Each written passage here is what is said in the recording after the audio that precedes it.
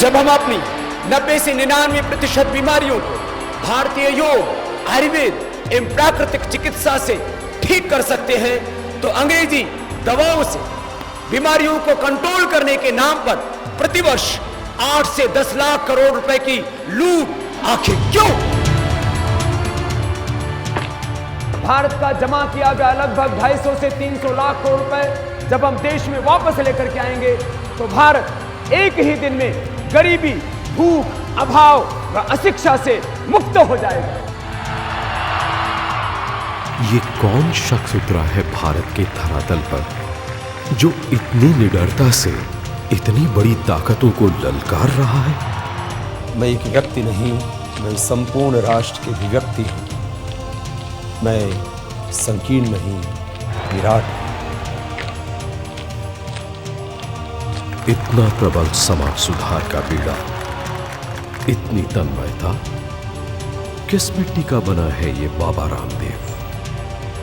मेरी तन में मेरा वतन बसता है। मैं जो भी कर रहा हूं सब प्रभु की पूजा है। मेरा प्रभु सदा मुझ में है और मैं सदा प्रभु में।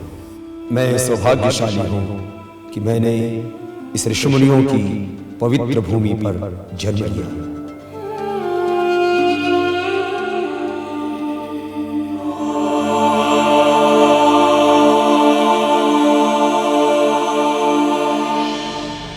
भारत के एक छोटे से हरियाणा के गांव अलीपुर, जिला महेंद्रगढ़ में कुछ साल पहले एक साधारण संयुक्त परिवार में किसान राम निवास व मां गुलाब देवी के यहाँ एक ऐसे बच्चे ने जन्म लिया जो बचपन से ही परिश्रमी था। दिन भर वो पढ़ता या घर में बड़ों की सेवा करता या फिर खेतों में किसानी में हाथ बटाता।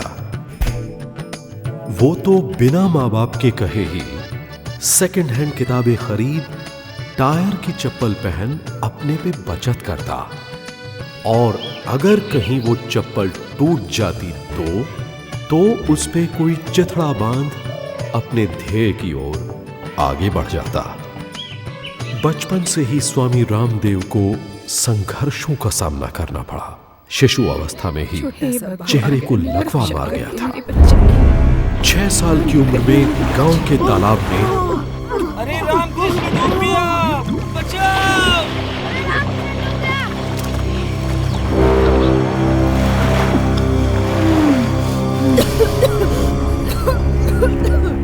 और उसी अवस्था में एक बार अपनी बहन के साथ खेल खेल में ही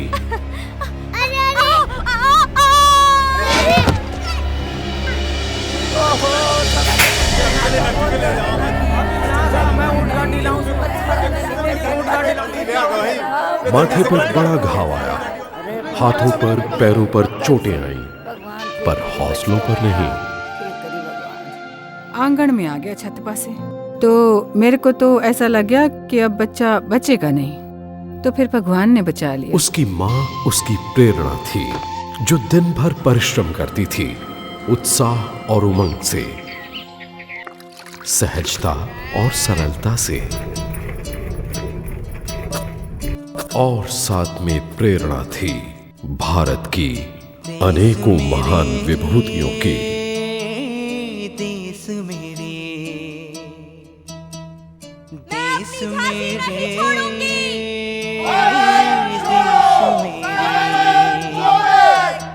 सलाम शहीदों तुम पे होता गुरूर। हर दुखी के आंसू पहुंचना हर भारतीय का कर्तव्य। खौलता खून बढ़ता नसों में जुनून है। उसे उत्तेजित कर देती थी उनकी गाथाएं, और एक सवाल जो बालक रामदेव खुद अपने से पूछता, भगवान ने उन महान शख्सियतों को भी तो मेरी ही तरह 2 ही हाथ, 2 ही आंखें व एक मस्तिष्क दिया था, तो फिर मैं भी तो उनकी तरह महान कार्य कर सकूंगा। मैं भी तो उनकी तरह महान कार्य कर सकूंगा। आज आप सभी के सामने आज एक दर्द, एक करुणा गौ माता की आपके बीच में पेश की जाएगी। गौ माता के बोले ये जिंदगी से हमारी, गौ माता पे आरा चले काट पीट के, गौ माता की ये चर्बी छाटी जा से। देख हिंद देश तेरा धर्म खत्म, हिंद देश तेरा धर्म खत्म। किसे मालूम था वो महान कार्य का क्षेत्र तैयार हो रहा था। वहीं उसी गांव में पीड़ा के रंग से मेरा क्या हो गया?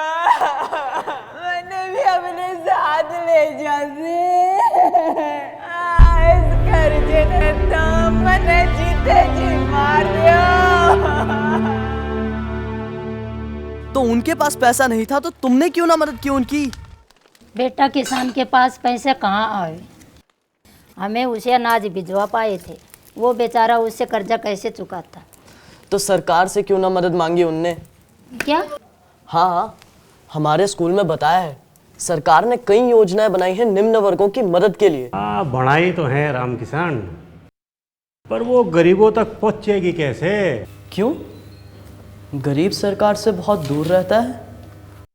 अरे भाई, बीच में पैसा खाने खिलाने वाले भी तो हैं। किसी और का पैसा लेने? पर ये तो अधर्म है, पाप है, राष्ट्रीय अपराध। ये भी सने पाप के हो या राष्ट्रीय अपराध, अब यही मोल से मारे यहाँ राम किसान। अरे क्यों बालक की मासूमियत छीन रहे सो भाई? अरे मासूमियत ना छीन रहा, हकीकत से सामना कराने लग रहा सू ताकि यो पटरी पर आ जाए। देश मेरे सलाम शहीदो तुम पे होता गुरूर है, खौलता खून बढ़ता नसों में जुनून है। चाहे कितने भी अब कांटे बिछे हो, चाहे कितने भी अब शोले बिछे हो, हार नहीं मानेंगे, हार। ये तो वक्त ही बता पाएगा कि ये अध्यापक रामदेव को पटरी पर ला पाए या रामदेव समाज को पटरी पर लाए। वह यूं हमारी धर्मशाला में कुछ दिनों के लिए एक ब्रह्मचारी रहने को आए। उनका हमारे यहाँ के बालकों के साथ मेल जोल होने लगा। वह बालका ने बतान लागे गुरुकुल की बातें, वह पढ़कर सुनान लागे महर्षि स्वामी दयानंद सरस्वती जी की किताबा।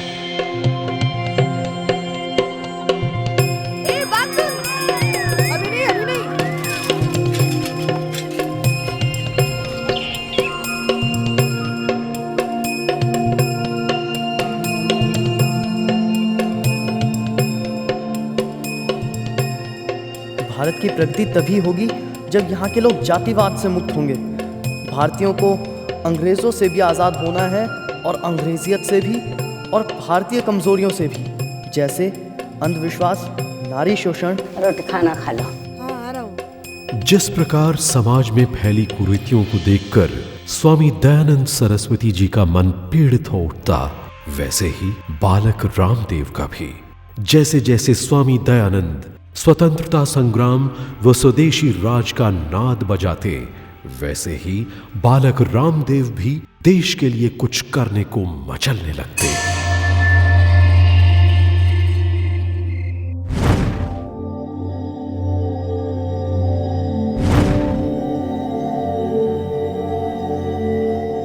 कहते हैं हम किताबों को नहीं ढूंढते, कुछ किताबें ही हमें ढूंढ लेती हैं। वही हुआ। इन पुस्तकों ने जगा दी एक नई वैज्ञानिक सोच बालक रामदेव में। अब तो इस बालक को जिला स्कूल छोड़ गुरुकुल में ही पढ़ना था, क्योंकि बालक रामदेव ने पढ़ लिया था मैकॉली का कथन कि उस समय के ईमानदार भारतीयों को उन पर अंग्रेजी शिक्षा थोप कर ही गुलाम बनाया जा सकता है। अंग्रेजी संस्कृति के सामने उनके अंदर हीन भाव पैदा कर नहीं बनना था उसे मैकॉले की इस षड्यंत्रकारी शिक्षा व्यवस्था का एक हिस्सा।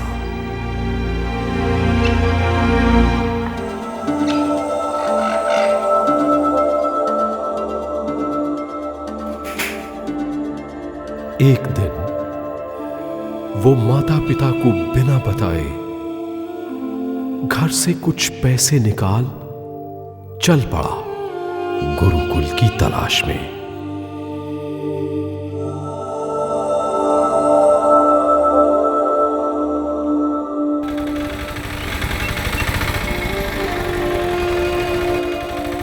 लक्ष्य साफ था मगर रास्ता नहीं।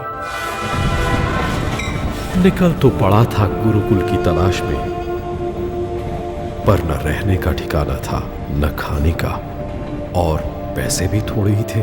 हरियाणा से ढूंढते ढूंढते जा पहुंचा रुड़की। वहां गुरुकुल तो मिला नहीं, पर कच्चा चिवड़ा खाकर पेट दर्द जरूर मिला। रुड़की से बस जैसे तैसे बालक रामदेव मेरठ को निकल पड़ा। मेरठ पहुंचकर एक गुरुकुल का पता भी चल गया, पर हम तो छोटे बच्चों को लेते हैं महोदय, आपकी तो दाढ़ी मूंछ भी आ गई है।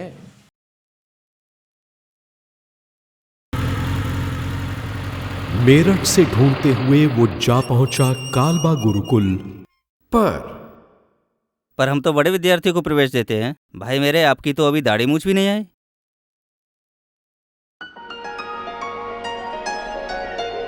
आखिरकार हरियाणा के खानपुर गुरुकुल ने इस बालक को प्रवेश दे ही दिया।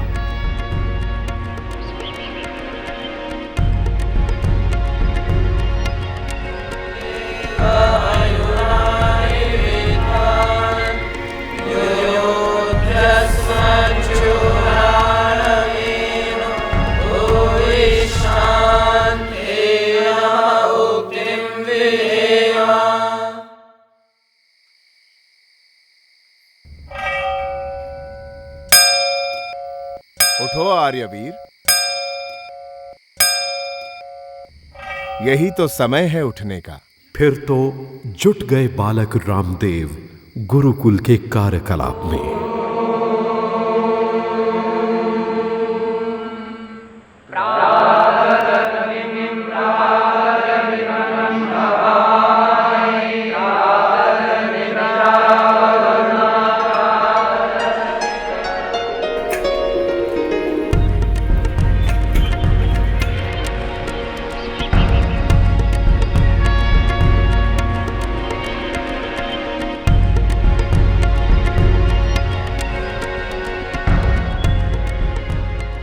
और इसी गुरुकुल शिक्षा प्रणाली में बालक रामदेव का परिचय हो गया एक अलग जीवन पद्धति, योग से। यही आगे चलकर इस बालक की पहचान बनने वाली थी।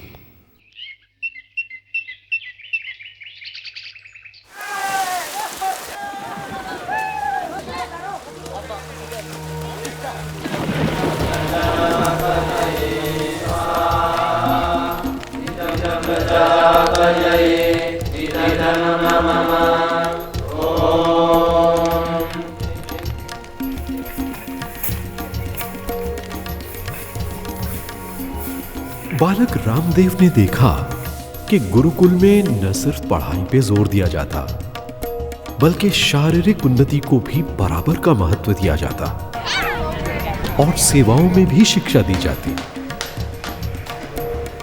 ताकि बड़ी बड़ी नौकरियों की तैयारी में विद्यार्थी छोटी छोटी सेवाओं को न भूल जाए। बड़ा साहब बनने की दौड़ में उदारता में बौने न रह जाए।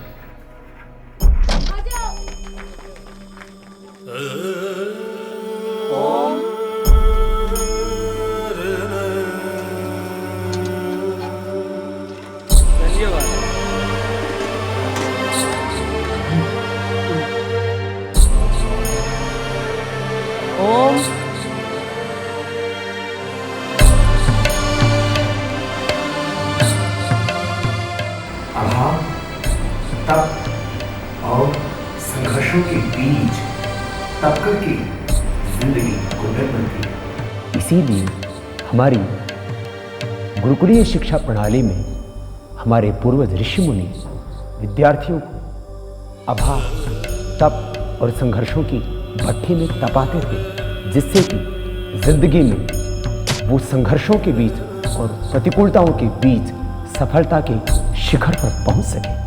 और मुझे तो तपस्वी भी बनना था। क्या हो गया ब्रह्मचारी? कुछ नहीं गुरुजी, सर्दी पर विजय पाने का प्रयत्न कर रहा हूँ। आपने कहा था ना, जो तपस्वी बनना चाहे उसे सर्दी व गर्मी सहन करने का अभ्यास करते रहना, बस वो ही कर रहा था। कैसा ग्रहणशील है मेरा ब्रह्मचारी, तुम्हारा संकल्प सदा पूर्ण हो। इसी खातिर जन्मा था क्या तन्ने कि तू घर छोड़ के भाग लिया? तन्ने सुना नहीं? चल घर वापस। मैं पूछूं सू कि क्या बुराई थी उस स्कूल की पढ़ाई में? बहुत सी बापू। बस अपनी माँ का भी ख्याल नहीं आ रहा था तन्ने? बहुत है बापू, और आपका भी और परमेश्वर का भी। अरे ख्याल है तो मेरी गर्दन क्यों नीचे गिरा रहा है?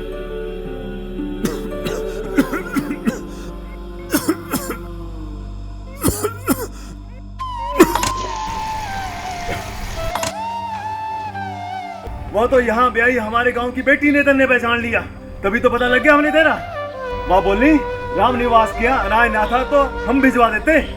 लड़के से भीख क्यों मंगवाने लग रहा? बापू ये भीख नहीं है, ये भिक्षा है।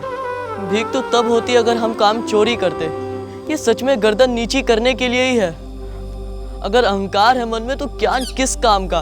तो और ये भी समझना है कि गरीब से गरीब तक के अन्न जल से पोषण हुआ है हमारा, तो उनके प्रति कुछ कर्तव्य है हमारा। ये तो सीधा साधा चाले है कि हाथ गोटा तोड़ तेरा मैं, पर वचन देने लग रहा। बापू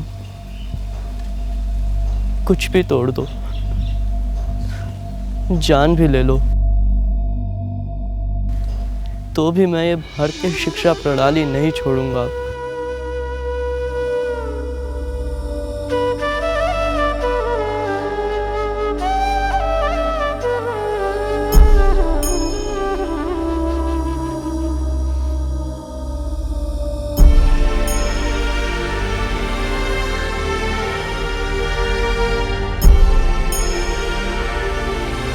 मैंने सोचा मैं ढूंढूं तो कहाँ ढूंढूं। फिर 15 दिन बाद में फिर मिलिया, तो फिर थोड़ी सी एक इमरा सी हुई, तो उन्हें बोलिया कि माँ मैं तो देश की खातिर अच्छा काम करूँगा, तू रोया मत करना, तू मेरे को आशीर्वाद दिए जा, मैं अच्छा ही काम करूँगा जो भी करूँगा जो। इसी प्रकार दिल्ली के गौतम नगर गुरुकुल में ऐसा ही एक और जिज्ञासु बालक बाल कृष्ण शिक्षा ले रहा था। जबकि गुरुकुल के परिश्रमी वातावरण में प्रायः बच्चों को उनके माँ बाप भेजते हैं, पर नन्हे बाल कृष्ण भी बालक रामदेव की तरह स्वेच्छा से दूसरा स्कूल छोड़ यहाँ पहुंचे थे। ये होनहार भी घर वालों से बिना बताए निकल गए थे गुरुकुल के लिए। उन्होंने तो गुरुकुल में जाने के पैसों की भी कहीं और से व्यवस्था करा ली थी। जैसे बालक रामदेव का सबसे प्रिय शब्द क्यों था, वैसे ही इन सुपूत का भी।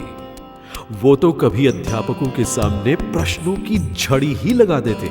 माननीय गुरुजी, आज के सांस्कृतिक कार्यक्रम में श्रृंगार रस क्यों था, जबकि महर्षि दयानंद सरस्वती जी ने तो कहा है कि विद्यार्थियों को उत्तेजित करने वाले दृश्यों से दूर रखना चाहिए। दूसरा, आज परीक्षा में एक विद्यार्थी को नकल करते देख मेरा मन बहुत उदास हो गया। कोई नकल करता है या गलत काम करता है, उसका फल ईश्वर उसे देगा, हमें चिंता करने की आवश्यकता नहीं। इन उत्तेजनाओं का परिणाम ये होता कि वो एक गुरुकुल छोड़ दूसरा गुरुकुल ढूंढने निकल पड़ते।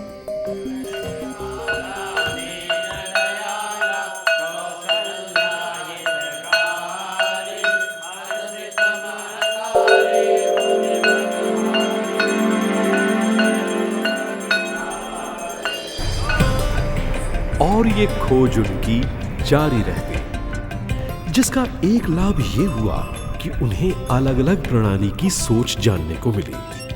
दूसरा लाभ इस खोज का ये हुआ कि जब वो हरियाणा के खानपुर गुरुकुल में जा पहुंचे तो वहां उनका परिचय बालक रामदेव से हो गया और जल्द ही ये दोस्ती में बदल गया। भरत जी, आप कितना परिश्रम करते हैं? आप कब से यहाँ हैं? बस जब से जिला स्कूल छोड़ा इसी गुरुकुल में हूँ। मेरी तो 3 बदलियां हो चुकी है। क्यों? मन स्थिर नहीं है? जब कुछ प्रश्नों के उत्तर नहीं मिलते तो मन अस्थिर हो जाता है, और अत्याचार दिखे तो भी मन अस्थिर हो जाता है। अन्याय को तो मैं बिल्कुल ही सहन नहीं कर पाता हूँ। नमस्ते दादी।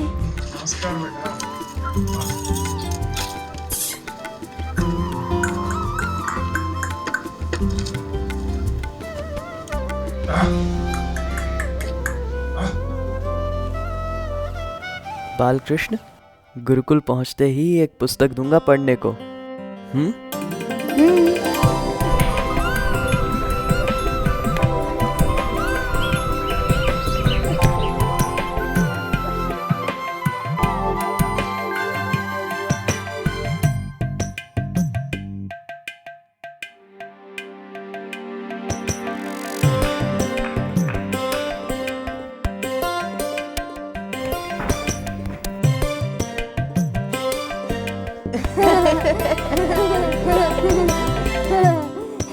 पता है, मैं तो इसे बांटता हूँ लोगों को, ताकि उन्हें अपने जीवन के सत्य के बारे में तो पता चले। लोग वैसे ही अंधविश्वास में जीते रहते हैं।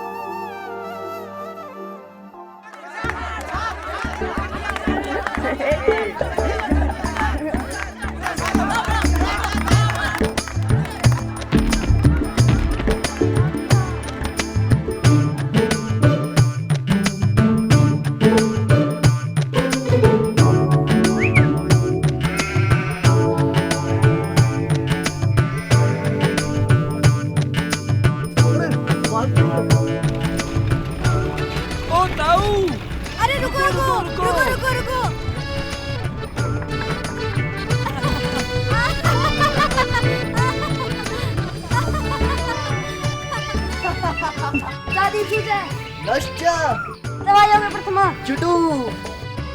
मैं धातु लो का धातु दे। हाँ ब्रह्मचारी, तैयारी जोरों पर है? जी गुरुजी। सूत्रों की स्मृति तत्काल आनी चाहिए और उच्चारण भी शुद्ध होना चाहिए। ले सिच चौ चरती तो माँ वेक वचने निष्ठा। भारतीय बालक और बालिकाओं की अष्टाध्यायी अंताक्षरी प्रतियोगिता में प्रथम पुरस्कार जाता है खानपुर गुरुकुल के विद्यार्थी रामकृष्ण और बालकृष्ण को।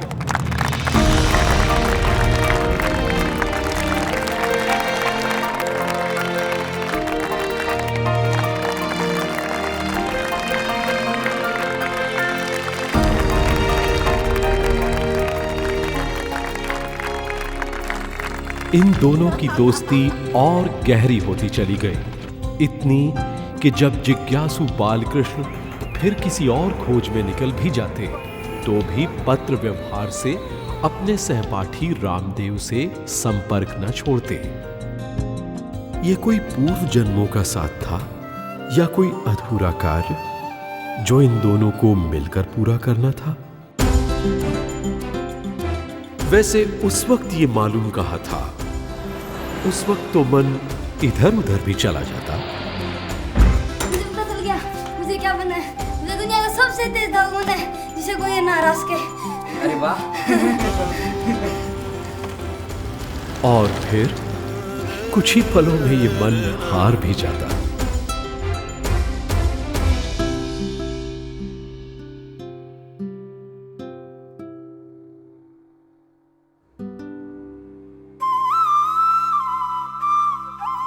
ये तो मालूम था कि कुछ बड़ा काम करना है। बहुत सा ऐसा कुछ बाहर समाज में घट रहा था जिसे इन दोनों को बदलना था। इस तैयारी में प्रभु ने एक और कड़ी विद्यार्थी बालकृष्ण की शिक्षा में ला दी। बालकृष्ण एक ऐसे गुरुकुल में आ गए थे जहां एक अनुभवी वैद्य भी रहते थे। विद्यार्थी बालकृष्ण तो जैसे उमड़ पड़े ज्ञान के इस अनमोल खजाने के लिए। जड़ी बूटियाँ क्या सचमुच इतने रोग दूर कर सकती है? किस पे आजमाऊं?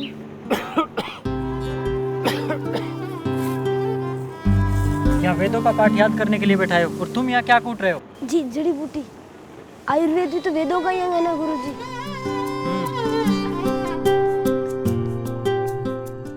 कुदरती जिज्ञासा थी विद्यार्थी बालकृष्ण में आयुर्वेदिक जड़ी बूटियों को लेकर, पर सिर्फ ज्ञान से अच्छा चिकित्सक नहीं बन जाता कोई।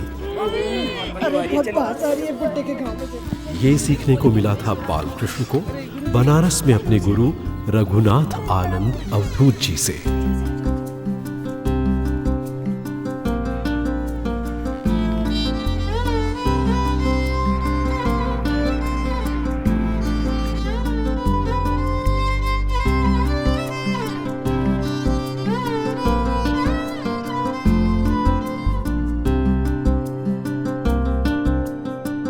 दीजिए गुरुजी।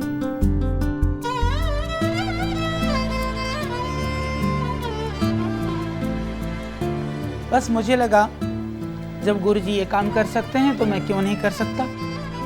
बस फिर करने लगा उन वृद्ध बाबा की सेवा। मेरे अंदर जो घिन आदि के भाव थे वो भी सब खत्म हो गए और सिर्फ रह गई कोरी सेवा। इतना कुछ सीखने को मिल रहा था इस गुरुकुल प्रणाली से, पर अफसोस है गुरुकुल शिक्षा प्रणाली के प्रति शहर के लोगों में ही नहीं, गांव के लोगों में भी भ्रम बना रहा।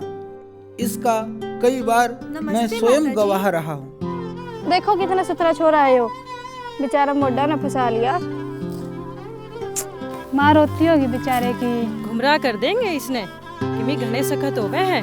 मैं तो मेरे छोरे ने क्लर्क बनाऊंगी, इसकी तरह को नहीं। मैं तो अंग्रेजी स्कूल में भेजूंगी, फिर पटर पटर करेगा वो अंग्रेजी में। मैं तो गुरुकुल में कते भी ना डालूंगा। इनका जो भी भ्रम रहा हो भारतीय शिक्षा पद्धतियों के बारे में, पर बालकृष्ण और रामदेव का विश्वास इसी प्रणाली पर बना रहा और इसी गुरुकुल प्रणाली से रामदेव ने अपने गुरु आचार्य प्रद्युम्न जी से महर्षि पाणिनि की व्याकरण की पहली अष्टाध्यायी याद कर ली।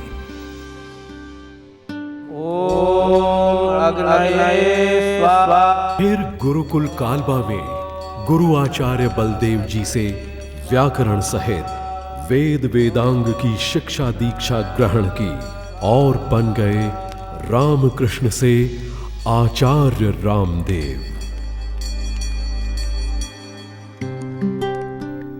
उसके बाद भारतीय दर्शन, उपनिषद और वेदों के गहन अध्ययन के लिए आचार्य रामदेव देश के कई क्षेत्रों में गए।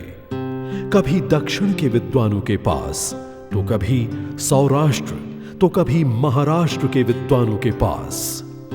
कई विरले योगियों से योग की बारीकियां समझी।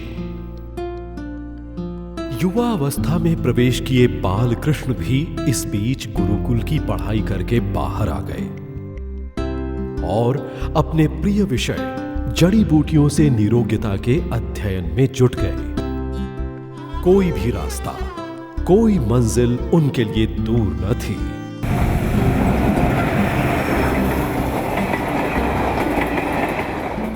जहां जिस रोग के इलाज के बारे में पता चलता वे वहां पहुंच जाते।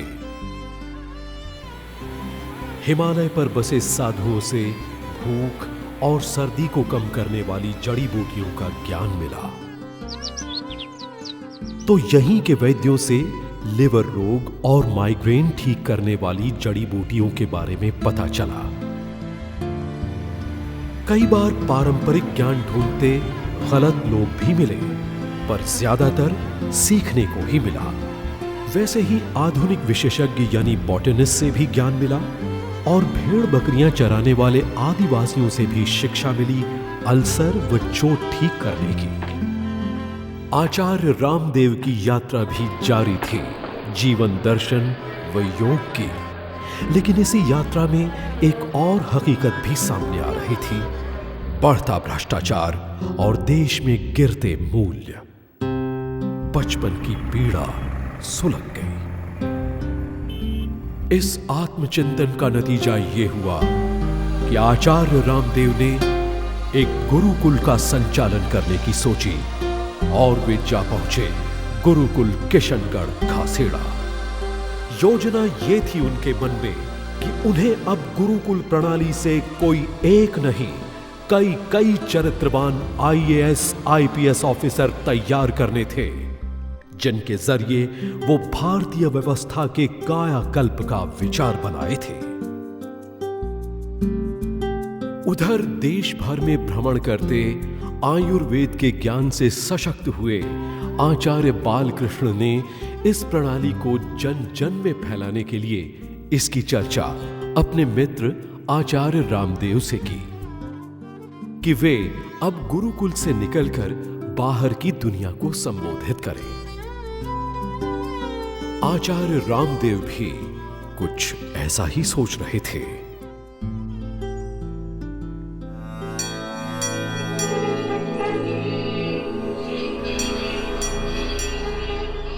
और दोनों जा पहुंचे हरिद्वार।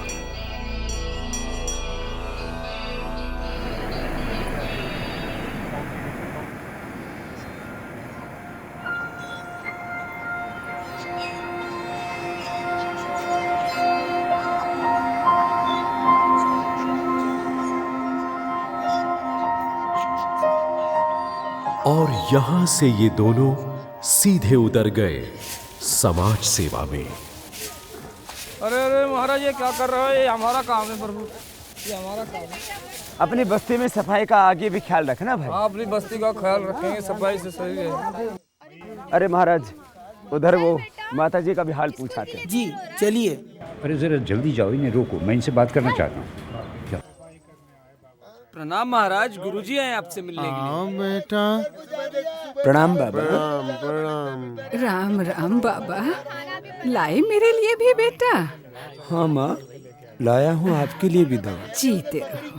प्रणाम महाराज जी। नमस्कार नमस्कार। महाराज जी प्रणाम। बहुत प्रसन्नता हो रही है तुम लोगों को मिल, बहुत प्रशंसा सुन रहा हूँ कई दिनों से तुम्हारी। यहां उन्हें मिला आमंत्रण श्री शंकर देव जी महाराज से उनके कृपालु बाग आश्रम को चलाने का। पर इस बीच तुम तो मेरे भगवान हो। देश के लोगों की गरीबी, अशिक्षा, अभाव व शोषण को देखकर उनका मन विचलित हो गया। ये दवाई ले लेना, आराम हो जाएगा। हाँ। और सरस्वती देवी कैसे हो? ठीक हो? राम राम महाराज। राम राम। हाँ, थोड़ा फायदा तो है आपकी दी दवाई से। बाकी फायदा तब होगा जब तुम्हारा आदमी तुम्हें दारू पी करके पीटना बंद कर देगा। वो ना सुनता मेरी। कहाँ है वो? यही ठेके पे पड़ा हुआ है। और चलो हम ठीक करते हैं, हम उसको समझाते हैं। बहुत से परिवारों को इस शराब ने बर्बाद करके रख दिया महाराज। कौन हो? किस काम से आए हो? अरे भाई, तुम्हारे काम से आए। तो फिर मेरे आदमी की भी छुड़ा दो दारू। हे भगवान, तुम्हारा आदमी भी दारू पीता है? हाँ। कहीं पत्नी की बेबसी देखी पति के हाथ, तो कहीं पति की दुर्दशा देखी दमनकारी तंत्र के हाथ। कहीं जाति, प्रांत व भाषा के नाम पर देश में आग की लपटें दिखाई दी, तो कभी सांप्रदायिक दंगों में देश को धधकते देखा, तो कभी एक दूसरे के संप्रदाय को भी खरीदते देखा, धर्म फैलाने के लिए नहीं, अपने संप्रदाय को बढ़ाने के लिए। क्यों भाई, किस चीज की खुशी मनाई जा रही है? ये लोग अपना धर्म परिवर्तन करके जो आ रहे हैं।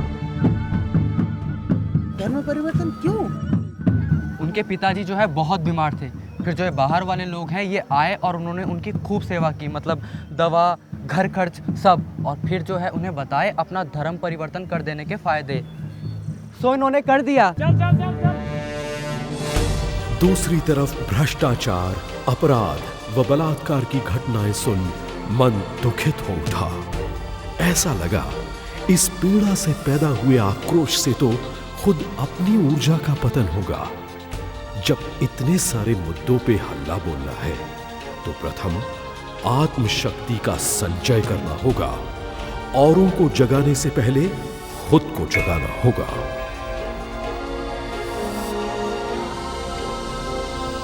और पहुंच गए दोनों गंगोत्री में, भारत की तपोभूमि, गंगा की जन्मभूमि गंगोत्री।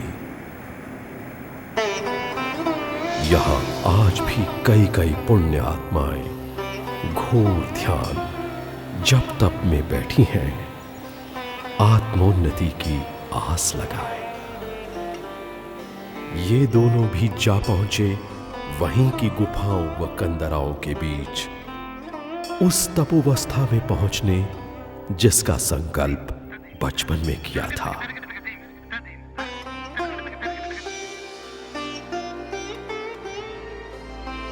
अज्ञात में उतरकर ज्ञात को पाने, क्योंकि निर्विचार स्थिति में पहुंचकर ही दिव्य विचार का अवतरण होगा, स्वयं पर स्वयं की जीत होगी। क्योंकि जो प्रज्ञावान होकर इंद्रियों से, भोग वासनाओं से आगे निकलकर सदाचार, सत्य, संयम रूपी योग मार्ग पर चलेगा, वही तो अपनी मंजिल पाएगा। वैसे भी इंद्रियों पर नियंत्रण और अध्यात्म की भूख, यह बचपन से ही मेरे हृदय में थी, और वह भी तब जब मैं 9-10 वर्ष का था, और समाज सुधार की भावना के बीज भी बचपन से ही मेरे हृदय में अंकुरित हो रहे थे। पिताजी, अगर आप बीड़ी हुक्का पीने की आदत नहीं छोड़े तो आज से मैं खाना नहीं खाऊंगा।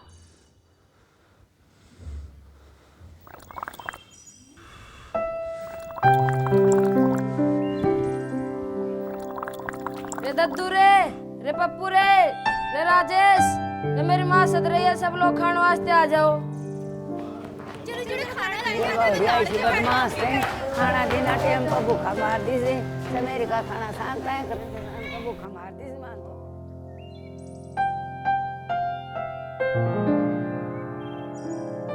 ले खा ले। मैं नहीं खाऊंगा। अरे खा ले। मैं नहीं खाऊंगा। खा ले। मैं नहीं खाऊंगा।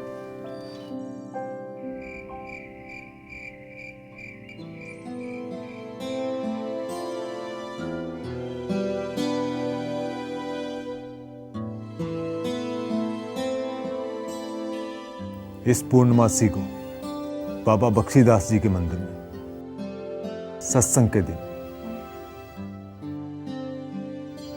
छोड़ दूंगा हुक्का और बीड़ी। अब तो खाना खा ले बेटा। अच्छा हुआ, अब तो खाना खाएगा, सुबह से माँ का लाने से। ले खा ले। बच्चा खाना नहीं खाता तो माँ के दिल में कुछ कुछ होता है बेटा।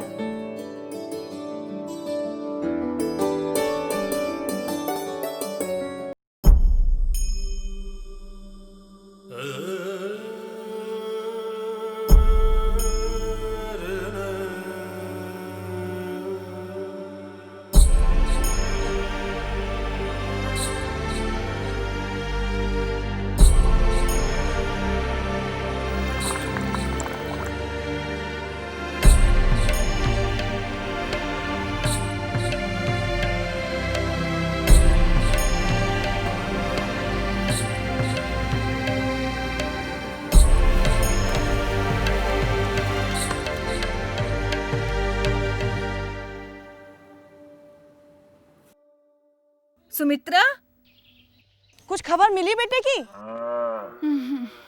क्यों, तुम्हारा आदमी पता नहीं लगा रहा? क्या बताऊं,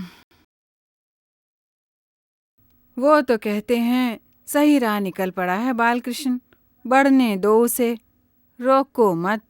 हाँ, तुम्हारे आदमी ने भी तो कितनी मुश्किल से शादी के लिए हाँ की थी। अब क्या कहें, कोई कोई लोग अपना अच्छा भला घर छोड़कर जाने क्या ढूंढने निकल पड़ते हैं, जंगलों में, पहाड़ों में, पता नहीं क्यों। जब तक ध्यान द्वारा व्यक्ति की स्वयं से पहचान नहीं होगी, उसकी आत्मशक्ति जागृत नहीं होगी। पर ये मन वश में आए तो ना। अर्जुन ने भी तो कहा था कृष्ण को कि वायु को काबू किया जा सकता है, पर मन को नहीं। ध्यान में बैठने पर भी ये मन या तो खोया रहता है अतीत की यादों में या भविष्य की चिंताओं में। समझना ये है, अतीत व्यतीत हो चुका है तथा भविष्य अभी आया ही नहीं। अतः योग का अर्थ है वर्तमान में जीना।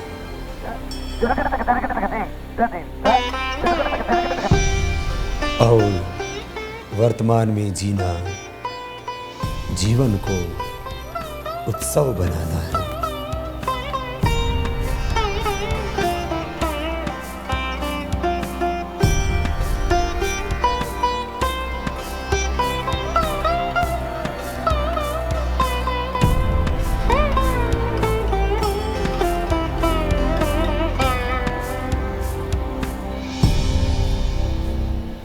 क्यों स्वामी जी, कुछ फर्क पड़ा? ये बालकिशन जी जब सेवा करते हैं बहुत फायदा होता है। देखना बालकृष्ण, एक दिन तुम बहुत बड़े वैद्य बनोगे। मन के पार जाने से ही व्यक्ति अपने अस्तित्व से जुड़ता है। योगश्चित्त वृत्ति निरोधा। गुरुजी, हमरा भाग में का लिखा है, कुछ बताएं। अरे हाथ तो ठीक है, अपने कर्म अच्छे कर लो, भाग्य तो अपने आप ठीक हो जाएगा। बाबा जी आप खांसते ही रहोगे का, क्या तकलीफ है? हाँ लगता है आपको दमा की बीमारी। आओ मेरे पास आओ, आपको योग कराता। अतः योग का अर्थ है अपने केंद्र से जुड़ना और अपने ही स्वरूप का दर्शन सम्य करना। यही तो है साधना का पथ, मुक्ति का मार्ग। प्रभु दर्शन की एक एक क्षण में, एक एक कण में अभीप्सा, तितिक्षा, जिज्ञासा, प्यास, भूख, विरह, मुमुक्षुत्व, जीवन में आने वाले समस्त दोषों, काम, क्रोध, लोभ, मोह, अहंकार आदि क्लेशों व समस्त अशुभ का त्याग करते हुए भगवान के प्रति समग्र समर्पण, अनकंडीशनल सरेंडर, इनसे ही है मुक्ति, पूर्ण तृप्ति।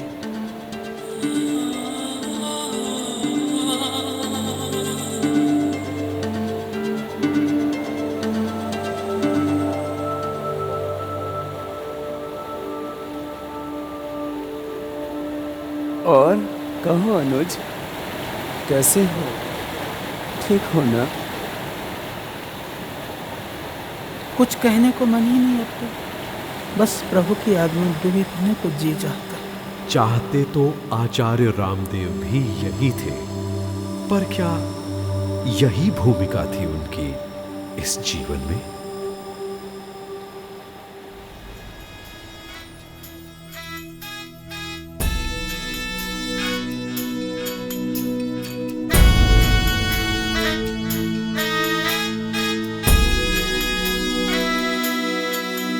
आंधियों में भी दिया जलाएंगे हम,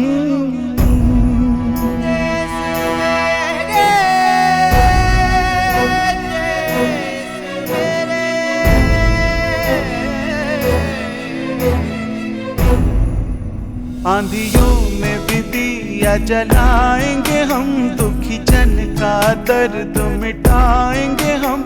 आओ हाथ बढ़ाए, फासलों को मिटाए, हौसले कम होना तेरे। देश मेरे, देश मेरे, देश मेरे, देश मेरे।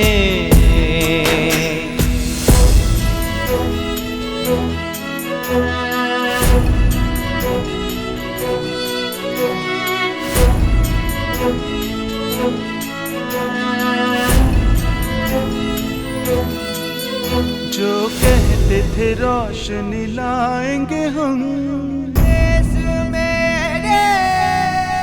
जो कहते थे रोशनी लाएंगे हम, कोने कोने से अंधेरे मिटाएंगे हम। होके मोह में अंधे करके काले धंधे, सूरज को निकल गए तेरे। देश मेरे, ओम मेहता जी, बालकृष्ण, मैंने कुछ सोचा है। देश मेरे, भैया बात तो करनी पड़ेगी और कुछ करना भी पड़ेगा। आचार्य रामदेव को लगा आत्म स्वरूप में आ जाने से जो ऊर्जा प्रकट हुई है उन दोनों में, अब उन्हें इस ऊर्जा, इस बोध को वापस समाज में लगाना होगा, क्योंकि मां भारती पुकार रही है अब उन्हें इस बार कुछ अलग करने के लिए। उन्हें लगा आगे की आध्यात्मिक यात्रा अब इन सेवाओं के साथ साथ करेंगे।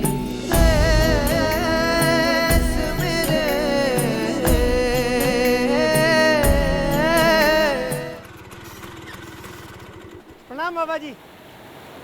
ओम प्रणाम भाई। बाबा जी हम आपको कई दिनों से ढूंढ रहे थे बाबा जी। बाबा जी हम पर आपका बड़ा उपकार हो गया। क्या हुआ? वो जो हम आपके साथ वो सांस लेने वाला व्यायाम करते थे ना, उससे हमें बड़ा फायदा हो गया। क्यों जग गई कुंडली? नहीं कुंडली नहीं जगी, लेकिन वो जो हमें मिर्गी के दौरे पड़ते थे ना हर दूसरे तीसरे दिन, वो नहीं पड़े अभी पिछले 3 महीने से। ये मेरी पत्नी है, इसको भी कमर में दर्द रहता था, गिर गई थी ना एक बार, मैंने भी इसको भी सिखा दिया वो सांस लेने वाला व्यायाम। अब इसको भी बहुत फ़ायदा है। प्रणाम स्वामी जी। मेरा आर्टरीज में ब्लॉकेज हो गया था, अभी चेक करवाया तो पता चला कि वो 80% ठीक हो गया है। मैंने तो बस आपका वो सांस वाला व्यायाम। योग आत्मोन्नति के साथ साथ रोग निवारण का भी साधन है, ये तो पता था, पर इतने बड़े रोग भी योग ठीक कर सकता है, इसके प्रमाण जब गंगोत्री में सामने दिखाई देने लगे तो दिखाई देने लगा आगे का मार्ग और प्रभु का संदेश, जो अब उन्हें लोगों तक पहुंचाना था।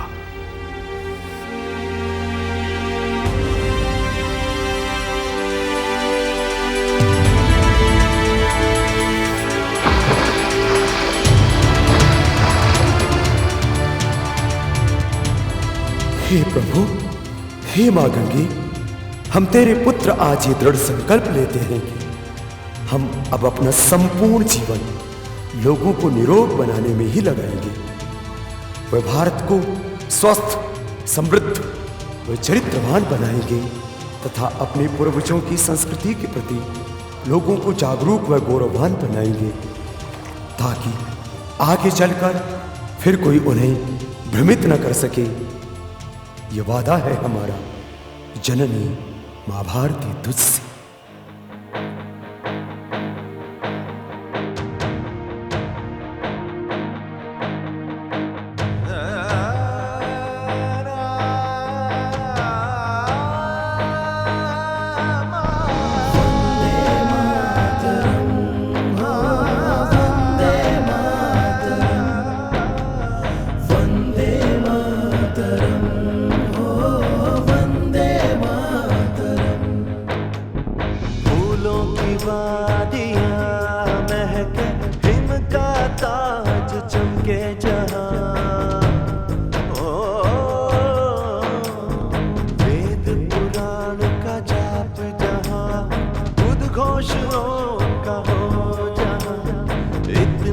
संत फकीर कहाँ, ऐसी जन्नत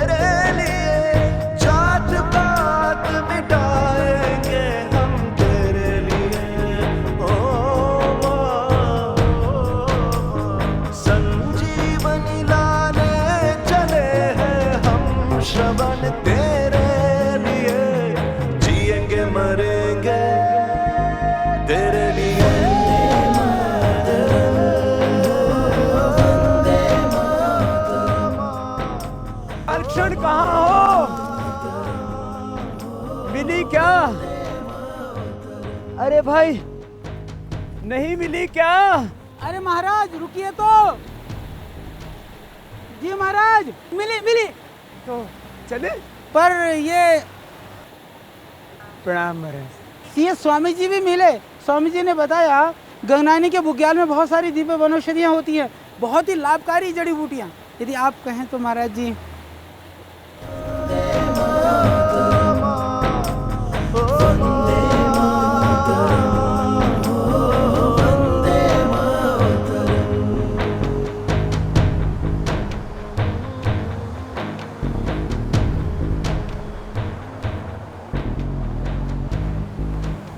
प्रणाम महाराज। महाराज जी प्रणाम। महाराज जी कहाँ से आ रहे हैं?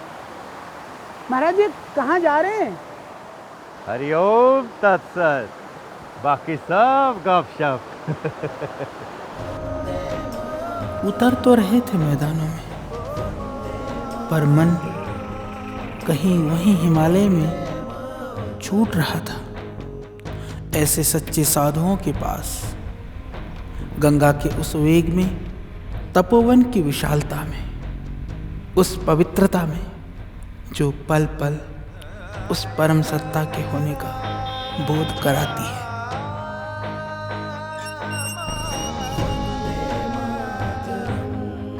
आ गए।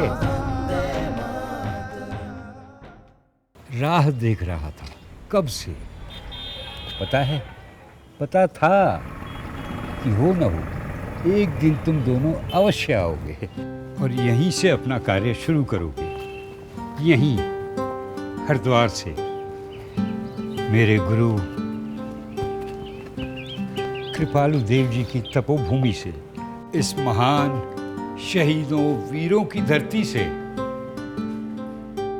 यहाँ देश पर कुर्बान होने वाले वीर आया करते थे। हाँ, रास बिहारी बोस अपने साथी स्वतंत्रता सेनानियों के साथ यहीं तो गुप्त मीटिंग किया करते थे।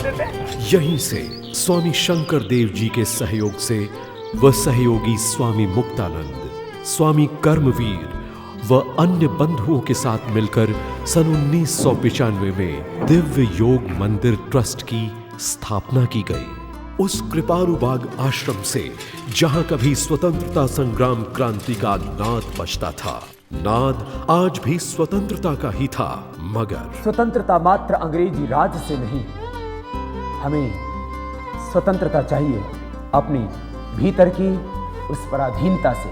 आज़ादी चाहिए हमको मैकाले की शिक्षा पद्धति से, जिसने सदियों तक हमको गुलाम बना करके रखा। आज़ादी चाहिए हमको अशिक्षा से, भूख से, अभाव से, दरिद्रता से, रोगों से। देखो, जो मैं आपको ज्ञान दे रहा हूँ यह मेरा इजाद किया हुआ नहीं, बल्कि हमारे पूर्वज ऋषि मुनियों से जो हमने योग और आयुर्वेद का ज्ञान प्राप्त किया, मैं मात्र उसकी याद दिला रहा। कृपालु बाग आश्रम बन गया था रण क्षेत्र इतने सब मुद्दों का। अब करेंगे हम भुजंगासन के बाद प्राणायाम। देखने में ये प्राणायाम बहुत हल्का लगता है, लेकिन इसमें सब समस्याओं का समाधान है।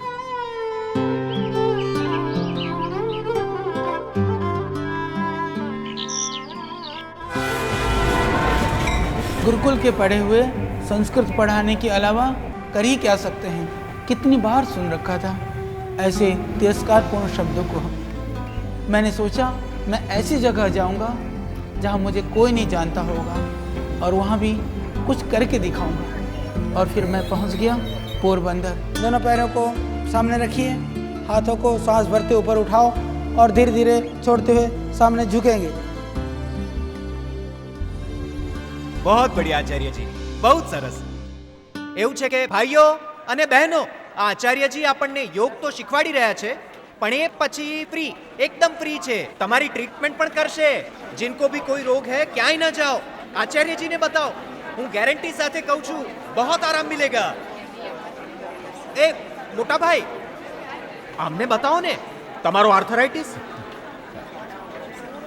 હવે મારે નથી બતાવવું યાર. નીમ હકીમ ખતરે જાન. હવે તું સમझ नहीं यार. अस्सलाम वालेकुम.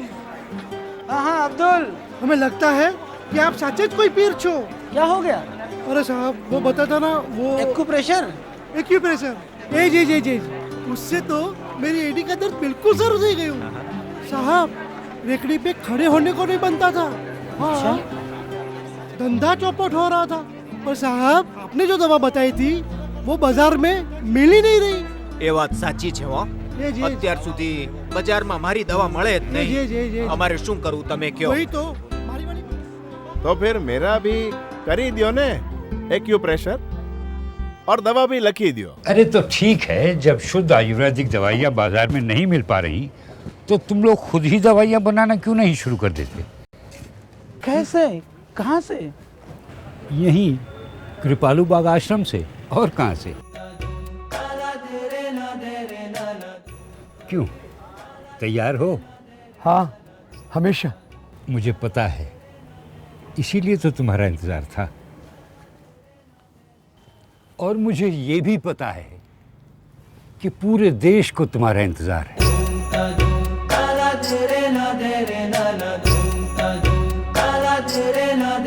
तू चलता चल हर पल, तू बढ़ता चल हर पल,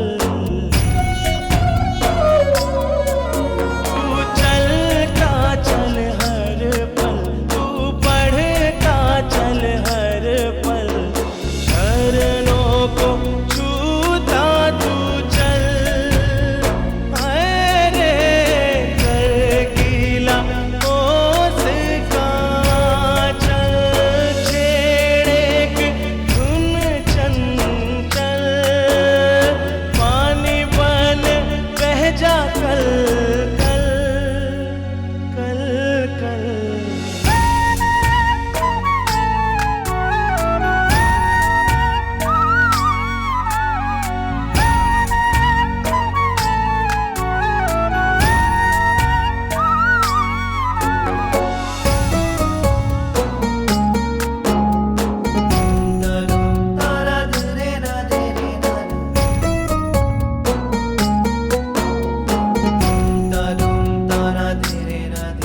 ये पैरों के छाले, तपती धूप के भाले, फौलाद इरादों में डाले, बेखौफ सपने सजा ले. निर्बल को मिल जाए बल, पैदा कर ऐसी हलचल हलचल.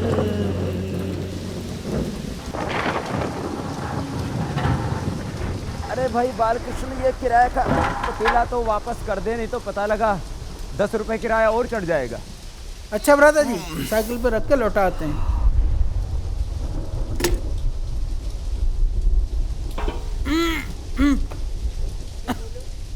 उठाइए. अरे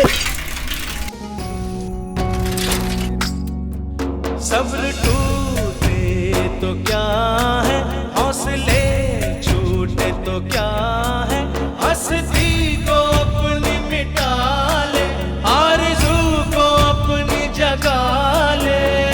तू पतंगे जैसा मचल, आग की आगोश में जल. अरे तू चलता चल हर पल,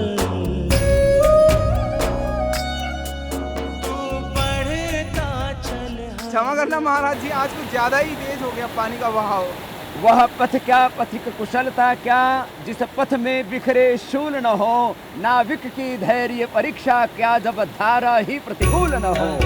अरे वाह महाराज जी, वाह वाह, क्या क्या आपने तो हमारा धीरज बढ़ा दिया। चरणों को छूता तू चल, हाय रे कर गीला दोष का चल, छेड़ एक धुन चल चल, पानी बन बह जा कल कल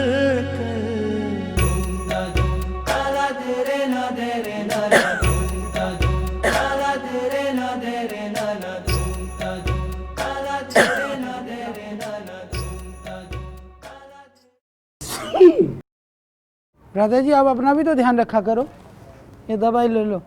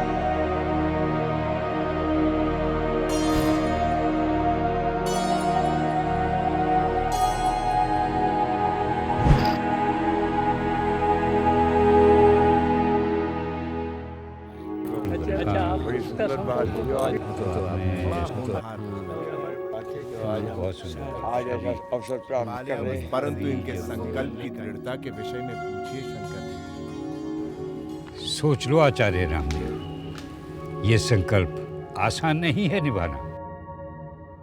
ब्रह्मचर्य आश्रम तो पूर्ण गरिमा के साथ निभाया तुमने रामदेव। अब तुम गृहस्थ आश्रम में जा सकते हो, अगर जाना चाहो तो। जाना चाहो तो ना। सोच लो, फिर प्रेम ना कर सकोगे। प्रेम ही तो कर सकूंगा, असीम प्रेम। इनका मतलब है परिवार, स्त्री प्रेम से। इनका भी तो स्थान है जीवन में। उनको वो प्रेम मिले जिनको है उसकी तलाश। मुझे तो मेरे भगवान में ही माता, पिता और सारा संसार नजर आता है।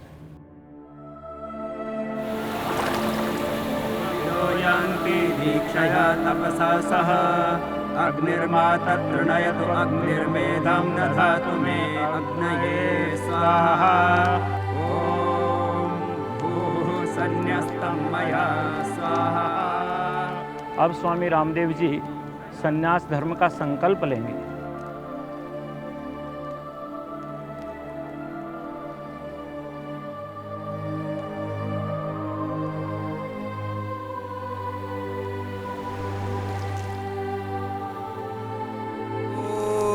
पुत्रैष्णा वित्तैष्णा लोकैष्णा मया परित्यक्ता मत्तः सर्वभूतेभ्यो अभयमस्तु स्वाहा।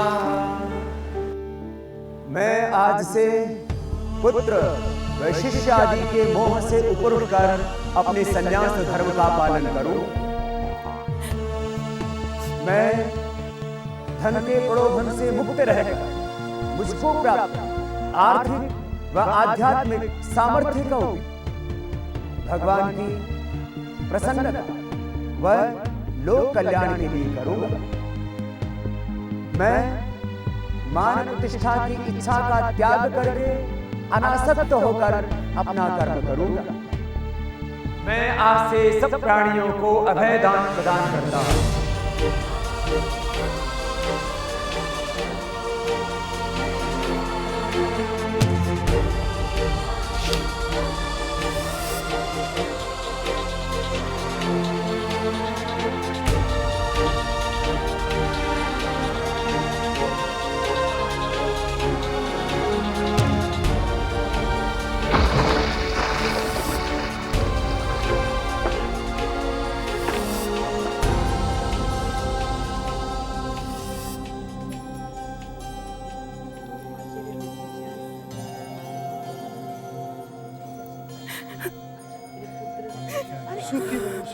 गुलाब रो मत। बहन जी रो मत।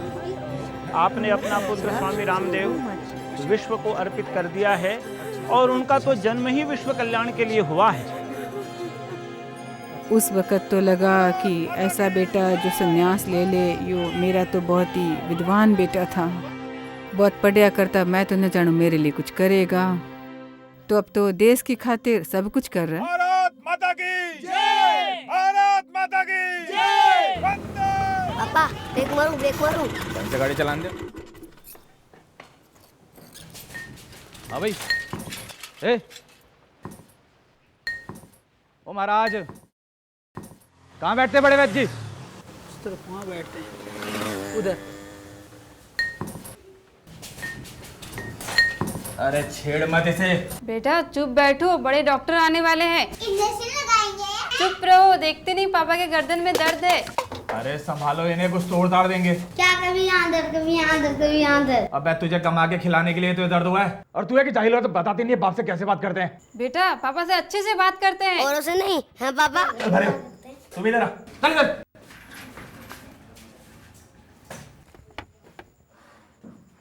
बोलिए, पेशेंट आप ही हैं? जी आप, मेरा मतलब है आप बाहर कूट रहे थे ना मजदूरों की तरह, लुंगी बांधे, तो मैं समझा वो आप कोई मजदूर। जी जी बैठिए। हाँ ये नहीं, पैसा नहीं, आप नाड़ी दिखाइए जरा। इधर इधर इधर बैठिए। हाँ, बहुत गैस बन रही है, बहुत ज्यादा पेट गड़बड़ है। जी जी बिल्कुल, बहुत गैस बनी हुई है और शौचालय की आती नहीं है, किस्तों में जाना पड़ता है, इसलिए दफ्तर में भी लेट हो जाता हूँ। और ये गर्दन इतनी अकड़ चुकी है कि नीचे आती नहीं है, देखिए। स्वामी जी को पता था निरोग उन्हें लोगों को शरीर से भी करना है और मन से भी। तनाव ठीक होगा तो रोग ठीक होंगे। और योग एक स्वस्थ जीवन दर्शन है। योग एक उपचार की वैज्ञानिक पद्धति है जो हमें विकारों और तनाव से मुक्त कराती है। पर जिस देश ने योग आयुर्वेद की शिक्षा पूरी दुनिया को दी, उसी देश में योग आयुर्वेद का कोई भविष्य ही नजर नहीं आ रहा था। उस समय एक योगी ने मैदान में उतर करके योग को चिकित्सा विज्ञान के रूप में फैला दिया। भारत के घर घर में रोगों पर विजय पाने के उदाहरणों के साथ। 2007 की बात है, मेरे बच्चे को एक आंख से दिखाई नहीं दे रहा था और डॉक्टर के पास जाने के बाद डॉक्टर ने बोला ऑपरेशन करने के बाद भी उसका जो चांसेस है वो 15% है। और बाद में जब हमने स्वामी जी के इंटरव्यू देख के अनुलोम विलोम करना शुरू कर दिया, डॉक्टर ने बोला चमत्कार है। मुझे माइग्रेन नाम की बीमारी थी, तो मेरा बहुत सर दुखता था, उसमें मुझे अनुलोम विलोम और कपालभाति प्राणायाम करने से बहुत कुछ लाभ हुआ और आज ऐसा महसूस कर रहा हूँ। भीड़ शिविरों में बढ़ने लगी। मीडिया का रोल था इसमें। टीवी सेट्स के सामने पार्क्स में लोग दिखने लगे, प्राणायाम करते, रोगों से जूझते। लोगों में उम्मीद जग गई थी, इतना सरल उपाय हो सकता है निरोगी रहने का। मैं थायराइड के लिए एल्ट्रोक्सिन टैबलेट और प्रेलोड टैबलेट लेता था और डॉक्टर ने कहा था जब तक जियोगे जब तक लेनी पड़ेगी। और मैंने 14 साल तक गोलियां ली थी कंटिन्यू। पिछले 5 साल से मेरी गोलियां छूट गई, मेरा गुस्सा शांत हो गया, मेरे स्वभाव में परिवर्तन हो गया और इस प्राणायाम से मेरे को बहुत लाभ हुआ। लाखों लोग जुड़ने लगे और लाखों ने दान दिया। 2005 के अंत तक माने दिसंबर तक हमारी पूरी तरह से शराब छूट गई। आयुर्वेद की गोली खाई मैंने, 1 महीने में मेरी शुगर जो है कंट्रोल हो गई। और चश्मा सबसे पुराना हमारा रोग जो है वो उतर गया चश्मा। बहुत बहुत प्रणाम आपको। भारत को भारतीयता से मिलवाया, उनमें आत्म स्वाभिमान जगाया। दिव्य योग मंदिर ट्रस्ट के रूप में स्थापित ये पौधा 10 सालों में लोगों के सहयोग से भव्य पतंजलि योग पीठ के रूप में स्थापित हो गया।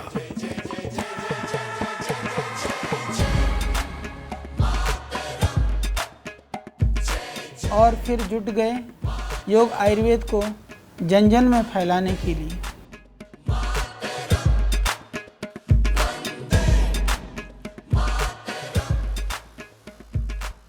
आयुर्वेद रोग प्रशिक्षण नाड़ी से तो है ही यहाँ, साथ में आधुनिक मशीनों से भी है।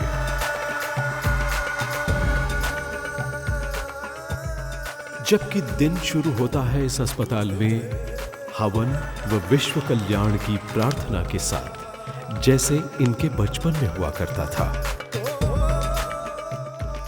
इन योग स्थलों का उद्घाटन इन्होंने अपनी अपनी माता गुलाब देवी व सुमित्रा देवी से करवाया।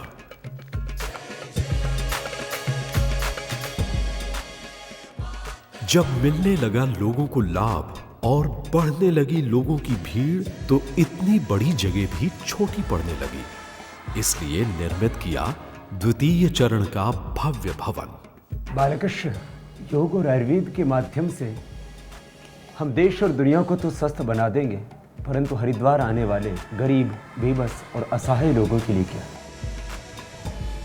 तो उनके लिए बना दी एक विशाल धर्मशाला, जहां 1000 लोग निशुल्क रह सकें और 5000 लोग निशुल्क प्रसाद पा सकें। कहीं साधनों की कमी थी समाज में और कहीं भावनाओं की, तो बना दिया पतंजलि योगपीठ ने वानप्रस्थ आश्रम, जहां वृद्ध नागरिक आत्मसम्मान और सुकून के साथ जीवन व्यतीत कर सकें। उच्च गुणवत्ता युक्त आयुर्वेदिक औषधियों को बृहद स्तर पर निर्माण कर उचित मूल्य पर उपलब्ध कराना ये एक बहुत बड़ी चुनौती थी। तो देशवासियों के सहयोग से एक विशाल आधुनिक फार्मेसी तैयार करवा दी गई, जहां औषधि निर्माण के साथ विश्व के अत्याधुनिक मानकों के अनुसार अनुसंधान भी किया जाता है। क्वालिटी कंट्रोल पर हम विशेष ध्यान रखते हैं। जो प्रोडक्ट प्रमाण पे नहीं उतरता वो रिजेक्ट हो जाता है। इतना ही नहीं, आचार्य जी स्वयं भी इंस्पेक्शन करते हैं। और रोगियों के कष्ट निवारण करने लगी ये जड़ी बूटियों से बनी औषधियां। जैसे ही ये विस्तार आर्थिक उन्नति लाने लगा, वैसे ही बीच में यकायक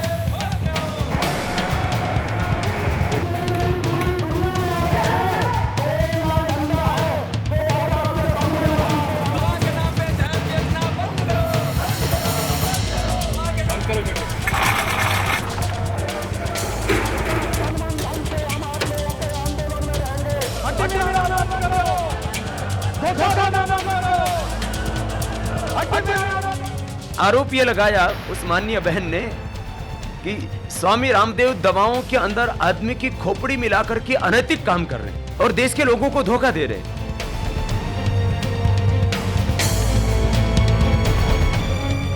इस घटना से मन तो दुखा, पर फिर देशवासियों के प्यार और स्वीकृति ने उसका मुंहतोड़ जवाब दिया।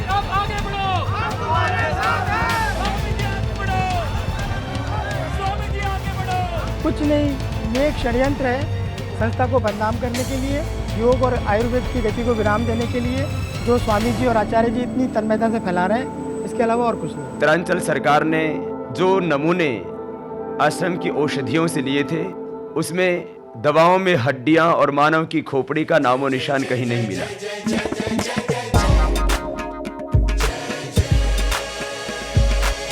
विरोधियों ने जितना विरोध किया, उतना ही लोगों का प्यार और संस्था की शक्ति बढ़ती गई। आयुर्वेद व योग विश्वविद्यालय का काम शुरू कर दिया पतंजलि योगपीठ ने। एक बड़ा सा योग ग्राम भी बना दिया लोगों की तनाव कम करने के लिए। योग्य चिकित्सक के बिना सही चिकित्सा संभव कहां, इसलिए आयुर्वेद कॉलेज बना दिया पतंजलि योगपीठ ने। आयुर्वेद का प्रचार न होने में योग्य चिकित्सकों की कमी और एक लंबे अंतराल तक इसके ऊपर अनुसंधान न होना है, तो तैयार होने लगे यहां से योग्य आयुर्वेद डॉक्टर्स। पतंजलि योग पीठ ने प्रयत्न किया जीवनदायिनी जड़ी बूटियों के संरक्षण और संवर्धन का। इतना सब कुछ कर रहे थे, पर डेटा की आवश्यकता थी। दुनिया को दुनिया की भाषा में समझाने की जरूरत है। तो फिर एक काम में देरी क्यों? स्वामी जी भी जानते थे देरी और उनके प्रिय बालकृष्ण का दूर दूर का संबंध नहीं है। तो रिकॉर्ड होने लगे कंप्यूटर्स पर स्वास्थ्य से जुड़े योग के परिणाम। देखो, राष्ट्र की सेवा मात्र एक प्रकार से ही नहीं, अपितु जहां जहां देश में दुख, दर्द, पीड़ा वह अभाव है, वहां वहां तक हमको जाना होगा। बिहार बाढ़ के पीड़ितों की मदद हो या सुनामी के पीड़ितों की, या देश पर कुर्बान होने वाले वीरों को सम्मान देने की बात हो, सभी कार्यों में सहायता हेतु पतंजलि योग पीठ तत्पर था। गंगा बचाओ आंदोलन पर भी सब धर्मों के लोगों को साथ लेकर गंगा को राष्ट्रीय धरोहर का दर्जा दिलवाया। इसी बीच एक बड़ा कदम था जब आचार्य बालकृष्ण ने वैज्ञानिकों के साथ मिलकर संजीवनी की खोज कर डाली। एक और पीड़ा का भी समाधान करना था स्वामी जी को, किसान की आर्थिक व्यवस्था में सुधार। इसको संबोधित करने का एक छोटा सा तरीका सोचा उन्होंने। एक बड़ा सा फूड व हर्बल पार्क बनाकर जहां किसानों को उनकी मेहनत का उचित दाम मिले। और गुरुकुल प्रणाली का क्या? जिस गुरुकुल की शिक्षा पद्धति ने विषमताओं में भी अविचलित रहकर पुरुषार्थ व सेवा करना सिखाया, उस गुरुकुल शिक्षा प्रणाली के प्रति लोगों को जागरूक करके बच्चों को प्रेरित करना था। इसलिए गुरुकुल किशनगढ़ घासेड़ा का संचालन पतंजलि योग पीठ ने अपने हाथ में ले लिया। स्वामी जी महाराज की एक इच्छा थी कि हम एक ऐसे गुरुकुल का संचालन करें जहां पर आधुनिक शिक्षा और इस मिट्टी से जुड़ी शिक्षा दोनों का संगम हो। धीरे धीरे पूरे विश्व में बाबा रामदेव के योग प्रचार के कार्यों को स्वीकृति मिलने लगी। कभी न्यू जर्सी में सम्मान मिल रहा था उनके सामाजिक कार्यों को, तो कभी न्यूयॉर्क की नासू काउंटी में और कभी ब्रिटिश संसद के हाउस ऑफ कॉमन्स में।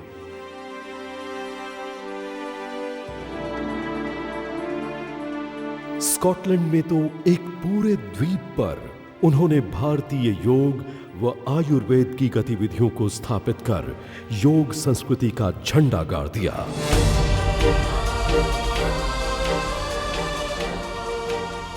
पड़ोस में बसे नेपाल में भी योग व आयुर्वेद की गतिविधियों से लोगों का उद्धार किया।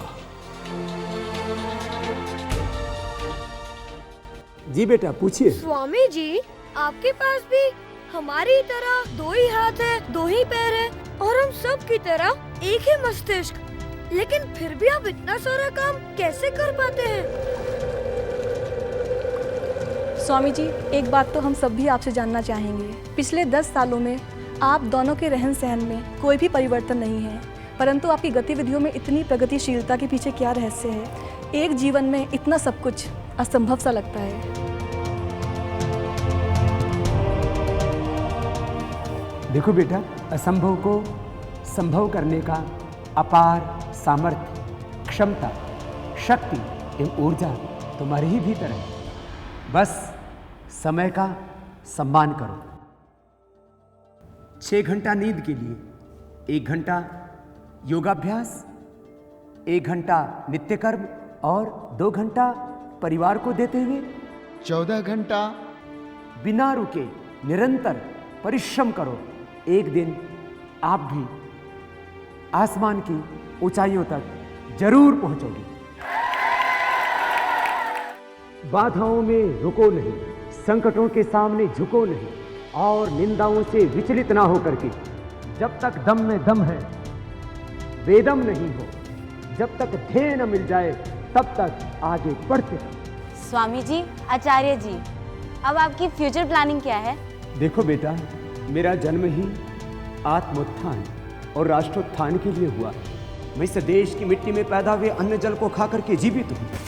इस देश की माँ बहन बेटियों इन करोड़ों भारतीयों की आंखों के आंसू मेरे दिल की वेदना पीड़ा और उनकी खुशहाली ही मेरी प्रसन्नता है। मेरे देश का प्रत्येक व्यक्ति सम्मान और स्वाभिमान के साथ जिए। सब देशवासी समृद्ध, संस्कारवान व चरित्रवान हो। एक भी व्यक्ति की मौत भूख व बीमारी से ना हो।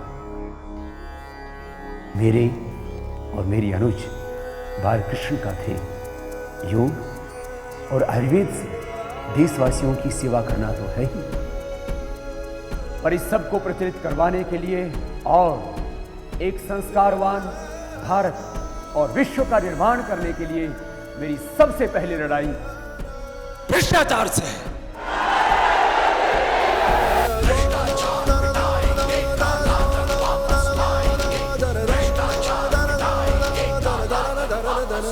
सपनों का भारत हम बनाएंगे,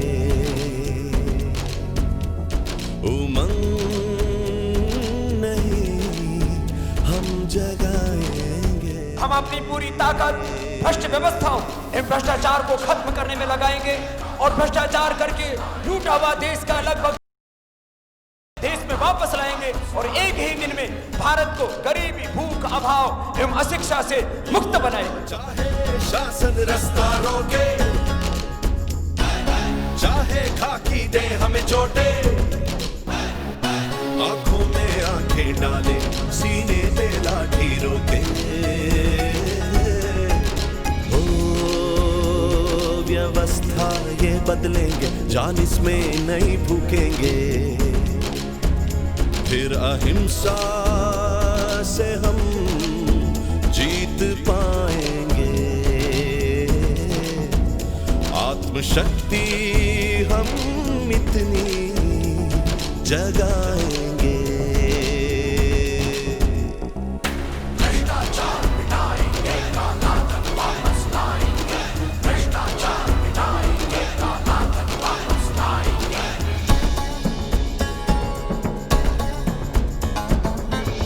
गांव में जाएंगे, सोच एक नहीं फैलाएंगे। गांव में जाएंगे, सोच एक नहीं फैलाएंगे। हरियाली से खुशहाली, मिट जाए भूख बेहाली। तेरे जंगल, तेरी नदियां हरी रहेंगी, तेरी वादियां योग से निरोगी ये दुनिया सारी होगी। योग से निरोगी ये दुनिया सारी होगी। अपने अहंकार पर जैसे पूरी विजय होगी। बोले भारत माता की। माँ तुझे प्रणाम।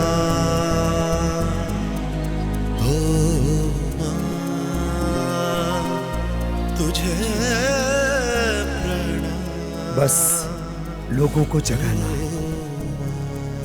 जागो और जगाओ, यही है हमारा अध्याय। न जीवन से पलायन, न मौत का गम, हमें रहना है सदा सम, यही योग है।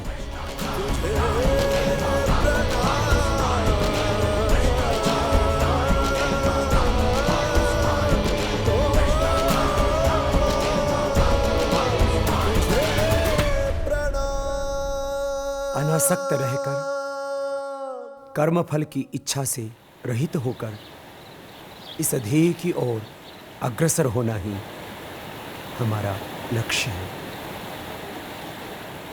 स्वामी जी, इस रास्ते में कोई डर?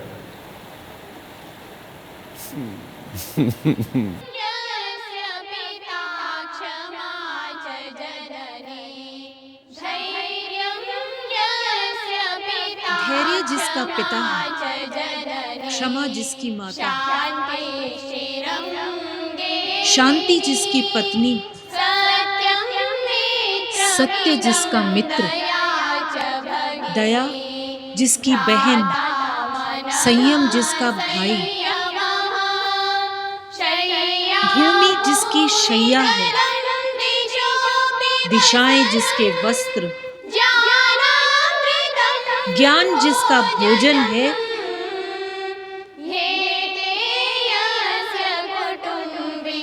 ऐसे कुटुंब वाले योगी इंसान को क्या किसी का डर?